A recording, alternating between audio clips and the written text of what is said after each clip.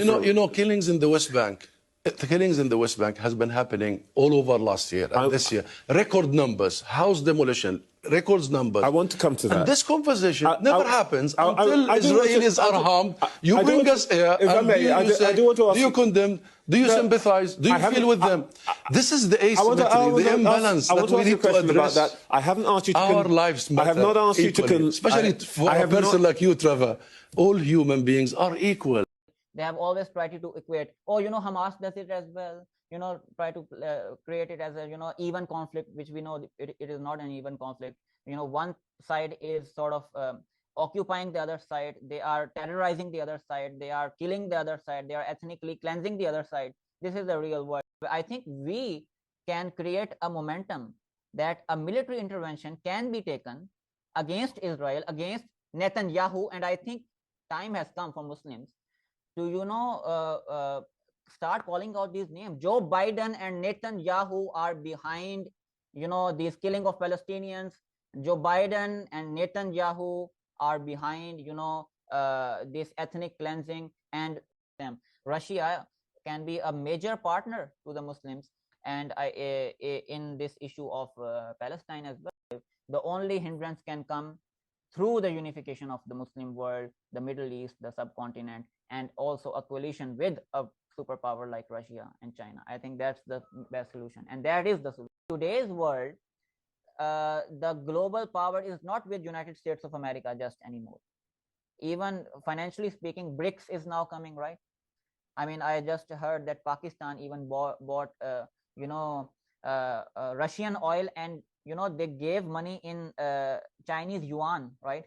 So this is the alternate of a financial system that is coming now, because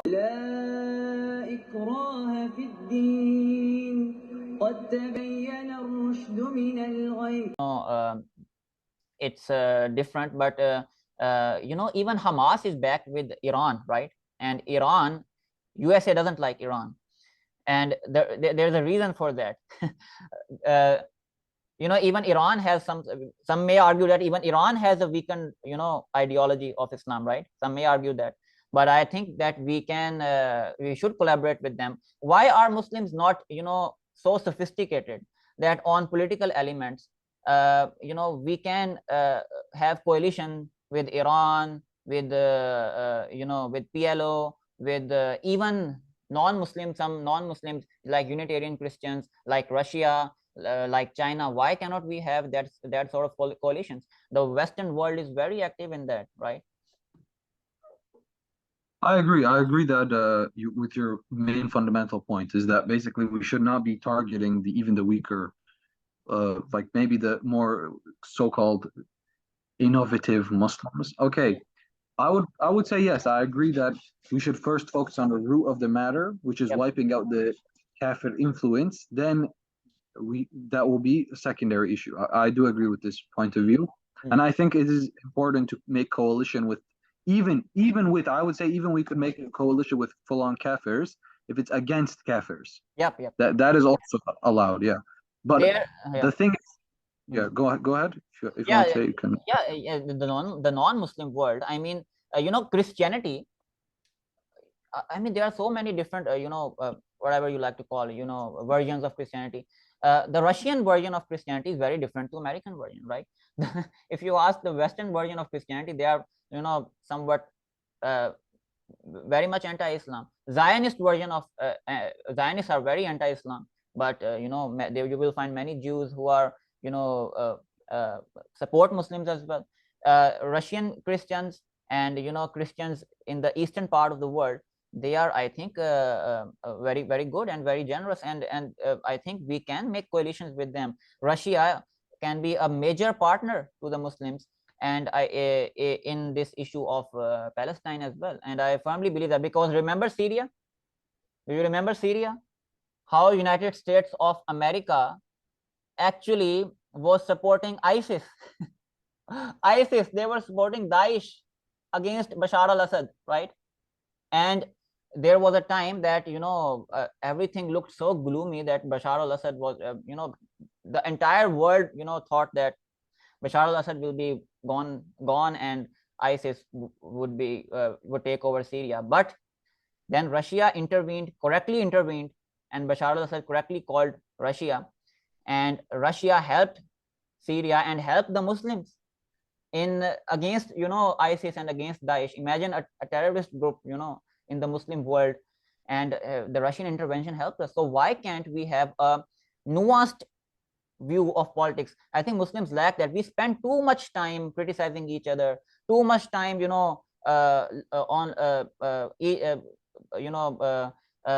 targeting each other's ideologies. You have to have a perfect ideology. Yeah, Jibril has to have a perfect ideology, then I will have unite with him and talk against Israel. No, I think we need to unite.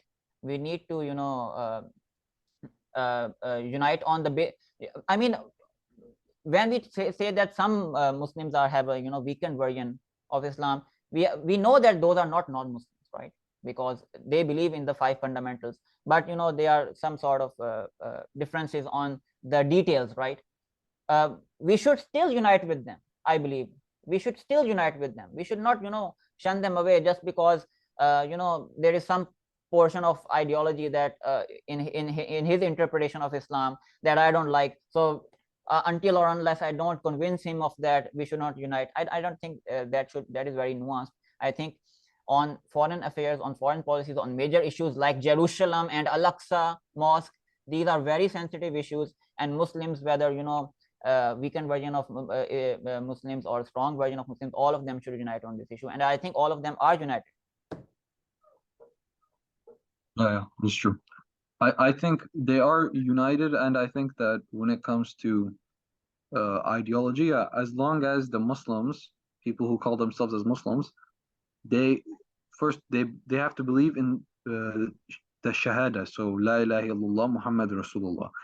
If they hold on to this, so if a Muslim starts to, for example, worships one other than Allah, we can safely say that's no longer Muslim. Yep. So under such circumstances, when it comes to political affairs, we could still ally with someone who says who's a kafir, as I said, but we will not consider them as our brothers in deen. We're allying with them pragmatically, so for the purpose of a further goal. Yeah, just like right? A good example would be George Galloway from United Kingdom, right? So there are voices even in their countries that we can unite with. Even in I heard many Scotland ministers who spoke against Israel, right? No, Ireland ministers who spoke against Israel. Right. So yeah, so we can unite with them. Until or the situation is so problematic, because there is a political issue, and then there is the practical issue, that what you can do practically. And when Israel can go as far as targeting the Al-Aqsa Mosque, the most sensitive place of the world, and Muslims are like, we are condemning it, OIC conference, or some sort of these kind of things, some floating voices I like to call, but not a united voice. But we need to go further, right? Further than even united voices.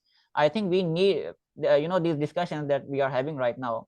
We need to create this momentum of saying that United Nations, we can have a forum of a military security alliance in the United Nations of all Muslim countries. If Israel can go as far as sending their police using US weapons, because United States of America weaponizes Israel, right? They fund them, they weaponize them. If United States of America and Israel can go as far as illegal settlements, wiping away Palestinians, this ethnic cleansing, and if they can go as far, why cannot we go as far? We should go that far. I mean, Al-Aqsa Mosque is not a joke for Muslims, right? It is the holiest place to the Muslim. If they can go as far, why shouldn't we create a momentum? Making these videos, make this momentum that the Muslims should make a security military alliance, and they should not be afraid of using the United Nations forum to say that yes, we can use military intervention as well if Israel goes as far as targeting Jerusalem and targeting Muslims' holy sites. And your view on that? I think United Nations will never accept this type of. I think United Nations was created intentionally to keep Muslims from the point of United Nations, in my opinion, is very structured against the views of Islam. Specifically, if you look at the history of United Nations policies, especially towards the Middle East, and I know United Nations it basically provides itself to the public as a way for all nations to give their democratic opinions, but it's very clear to anyone who sees the United Nations charters or their decisions, their interventions, even militarily sometimes.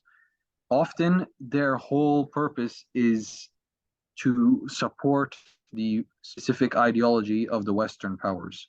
And there is no fairness in its treatment of Muslims in this case. So I think if Muslims were to make some kind of Security Council within the UN, I think the UN, the situation would be some more of a secession rather than like integrated with the UN. UN is a completely like it's embedded with the Western elites. It's not something. It's not a organization which will have any positive affiliation with a powerful Muslim alliance. That's way too dangerous for them. That's way too dangerous for their ideology, is what I'm saying. Their ideology is based on specific type of Enlightenment values that are completely in opposition to Islam, and that are basically wiped out Christianity in the West now. We can see Christianity is dead, is dying very quickly. And now they have this project for the Muslims as well. That's the purpose of the UN. The UN exists in order to spread this project. And Israel, despite all of these things that UN has like said against Israel, there have been, I think, many like what do they call them, like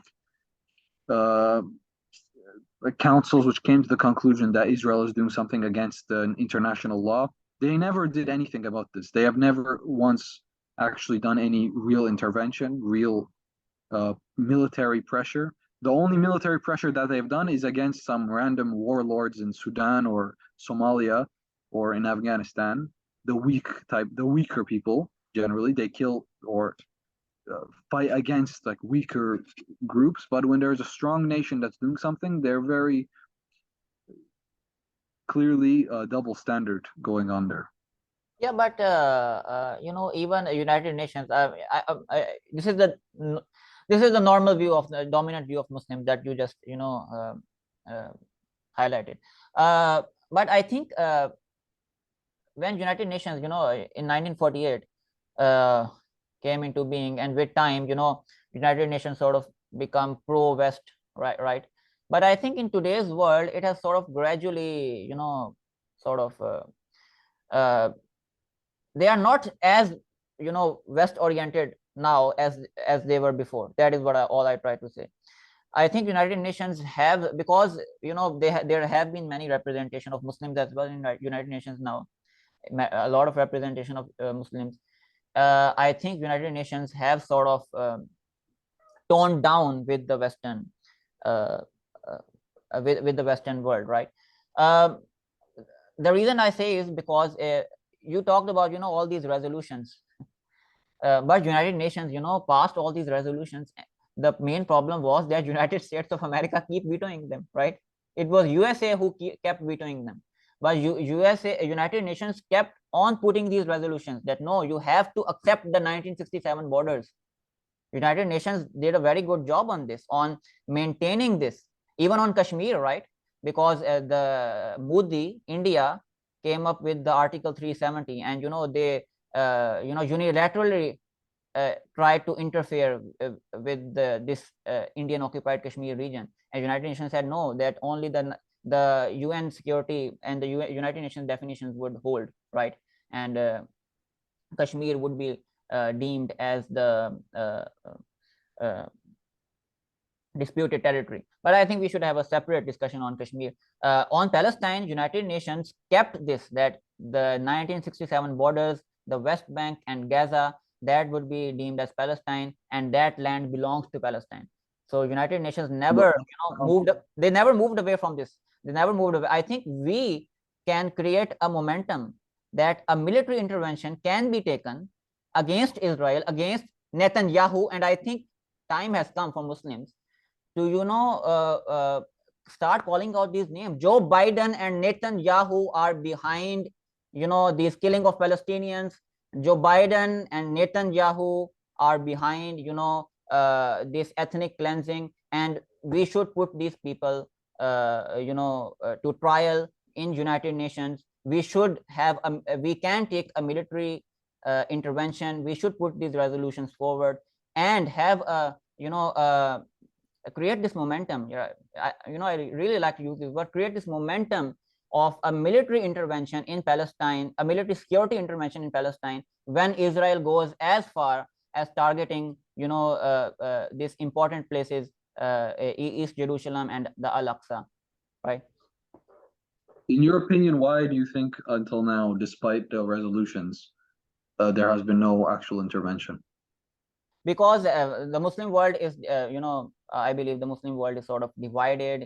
Politically they are divided. Financially, they are not as strong. But even look, even the Western powers. But Muslims can do that. Muslims can do that. Muslims, I imagine that, if Israel goes as far as, targeting Al-Aqsa, and you imagine country like Jordan, neighboring countries have sending military intervention to say that, hey, Israel has gone so far, and we can, provide security to these East Jerusalem. I don't think any part of the world will sort of, create noise about this, because they know this is going on, right?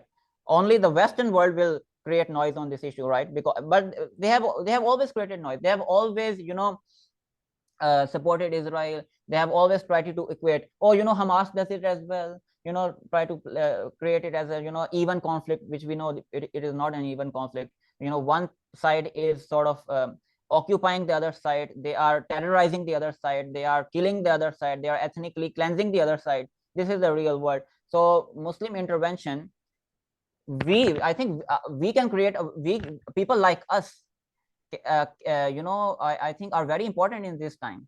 That's why, I wanted to have this meeting. People like us can sort of, create this momentum of, creating this confidence in the above leadership that, hey, if Muslims are talking on these issues in social media, Muslims are ready to speak about on these issues so confidently, and talking about military intervention so confidently, against Joe Biden so confidently, against Netanyahu so confidently. So why cannot, we do something about it? Why cannot, Saudi Arabia, Iran, even, other Muslim countries do something about it, sending military forces to Israel? Do you think the Muslims of the world, for like recent history, have been, I mean, the case has been that Muslims as a whole have been openly opposed to Palestine, almost unanimously, in countries like Saudi Arabia. Opposed to Israel. Yeah. Israel, right? No, opposed to Israel, of course. Yeah. Unanimously opposed to Israel, including like countries Saudi Arabia, Iraq, Pakistan. They've been opposed to Israel, Egypt. All of them, yeah. But the question that then comes, because why has it been the case then that the political leaders have not shown this similar type of vigor as the common people have? So I think that does say, yeah. Why do you think so? Yeah, because the Western world, you correctly and rightly pointed out in the beginning of our conversation, that through neo-colonialism, colonialism, nationalism, and neoliberalism, they sort of created this divide and conquer mentality among the Muslims. And the West financially, even they control major parts of the Muslim world. Many Muslims are allies to the West. They are allied to the United States of America. You talk about Saudi Arabia, but it is refreshing to see that in today's time, now Saudi Arabia is also sort of, deviating away from the West. They are even wanting to have ties with Russia, China. And so in today's world, the global power is not with United States of America just anymore. Even financially speaking, BRICS is now coming, right? I mean, I just heard that Pakistan even bought Russian oil, and they gave money in Chinese yuan, right? So this is the alternate of a financial system that is coming now, because previously the IMF, the World Bank, the United States of America used these institutions, secretly to establish their financial authority over the world. But now the BRICS is coming. Now Russia and Chinese intervention is coming. So the world is not, the power of the world is not now in the hands of USA anymore. It's changing. So that's why I think it's perfect time for the Middle East, the Muslim world, to sort of turn towards Russia. I think we can turn towards Russia. We can sort of have a coalition with them. We can, have a strong coalition with each other. Even Saudi Arabia and Iran right now are having good relations with each other as well. So I think it's a perfect time of creating this momentum that say that on foreign issues, on the most strongest issues like the Palestine, we should be united and we should do something practical about it. And practical about it means military security intervention. That's what I believe. And I've been politically following this for a long time. Really. And I think the answer is the ICC, the International Criminal Court, the Israeli courts are they're never gonna try to convince Israel, or they're never gonna practically hinder Israel. The only hindrance can come through the unification of the Muslim world, the Middle East, the subcontinent, and also a coalition with a superpower like Russia and China. I think that's the best solution, and that is the solution to Palestine. Would you say the leaders of these countries, the politicians, are intrinsically, they have a desire to retake Qudus, or like, because if they don't have a desire to retake Qudus and their views are not actually aligned with an idea of like reclaiming the honor of the Muslim world, rather they're neo-colonial stooges. If that's the case, then I mean, relying on them maybe not going to lead to what we were expecting. It could be a disaster. So what do you think about someone, for example, if they ask, maybe even if, let's say, we start aligning with Russia or China in a political way to oppose Israel, it could just be the case that they don't care that much about reconquering Israel. They care more about getting money from China and getting wealthy due to Chinese influence. Yeah, what do you think about? Yeah, and that's the problem with nationalism, right? Yeah. You don't think so far as the Muslims, the Islam as the main attracting force, but nationalism or self-interest goes as far as the nation, right? And Muslims never were like this, right? Our main ideology was Islam, was the religion is the main attracting force rather than nationalism. And I think all these blocks are coming. So I think, why cannot Muslims unite? Why cannot Muslims have a block? They already have OIC and these kind of blocks, but I think they need to ally militarily. If United States can send weapons to Israel and to kill Palestinians, to ethnically cleanse, why cannot Muslims go as far? We can create a momentum on this issue. Why cannot we create a momentum on this issue?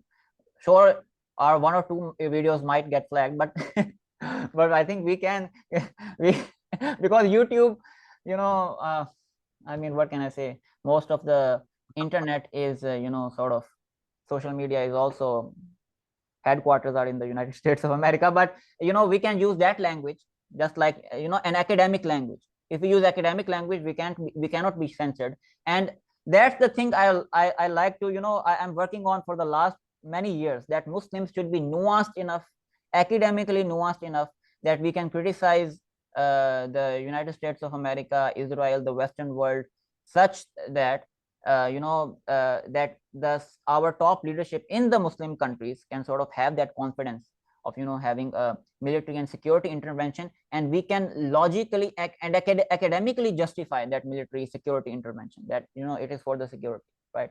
So I think, and our meeting is ending as well, so any conclusive remarks? 1 minute left. I think it's an interesting discussion we had. Yeah, I think I agree with basically all of your points. Yeah, I think Mashallah.